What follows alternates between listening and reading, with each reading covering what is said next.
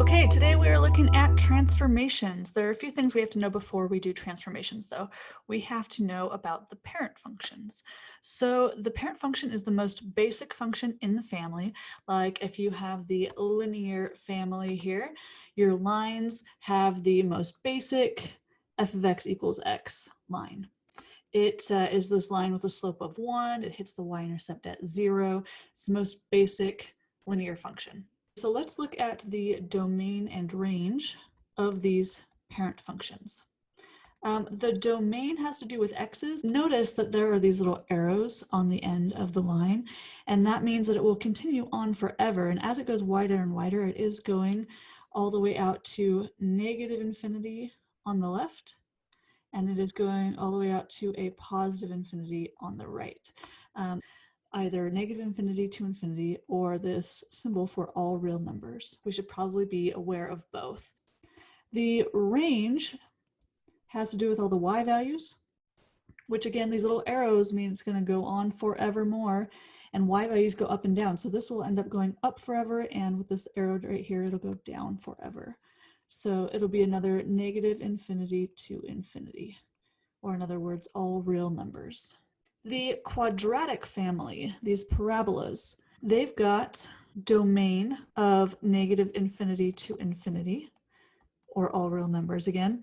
Again, that means this arrow shows it's going to continue going, and it goes left and right forever. Slowly but surely, it will go all the way out to negative infinity for x, and to the right for positive infinity for x.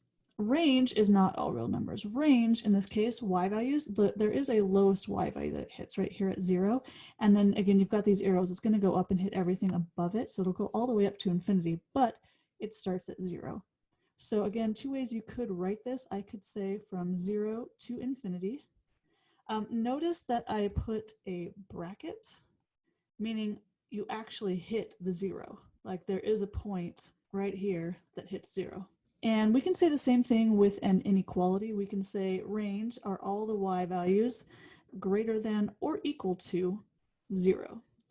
Again, the fact that it actually hits 0 means you've got the equal to bar there. Next up, absolute value. This parent function of all absolute values has a domain of all real numbers again, from negative infinity to infinity, or in other words, all real numbers. Again, it's got those arrows. It'll go left and right forever. The range is kind of like your quadratic function was here, meaning that it's got that lowest point there, and it's actually 0 again. So it will be everything from 0 to infinity, or in other words, all the y's that are greater than or equal to 0. Notice again, we used the square bracket because it did actually hit 0. So it does equal 0 in your inequality. The constant function is a totally horizontal line. So again, the arrows on the end there, it will go on forever to the left and to the right, which x's go left and right. So my negative infinity to infinity for the domain for all my x values, or you can say all real numbers. And then the range, it actually, as far as all of my y values go, it only hit a single y value. It hit positive 1, and that was it.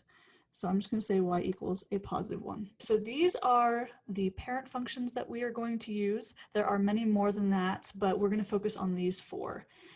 So number 2 here says, identify the function family to which f belongs.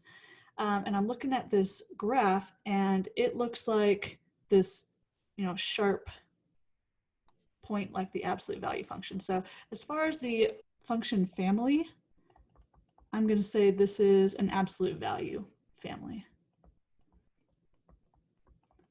And then it says, what is the difference between the graph of f and the graph of its parent function? So here's your f of x, and its parent function is up here. And I see at least one of the differences is that point that it was hitting at 0, it actually, the lowest point on this one is at 1 now. And looking at my equation, that actually comes because of the plus 1. So the difference between the parent function and this graph is that it was shifted up 1. And I think I do see one more difference. This looks a bit skinnier than the original parent function. And I think that's because if you're looking at like the rise over run on these lines, it would go like up one over one, up one over one. That's what the parent function was doing, which here it looks like it's going up 2 over 1, up 2 over 1. So we can say this was stretched by 2. And as far as the function goes, I can see that it was multiplied by a 2 here.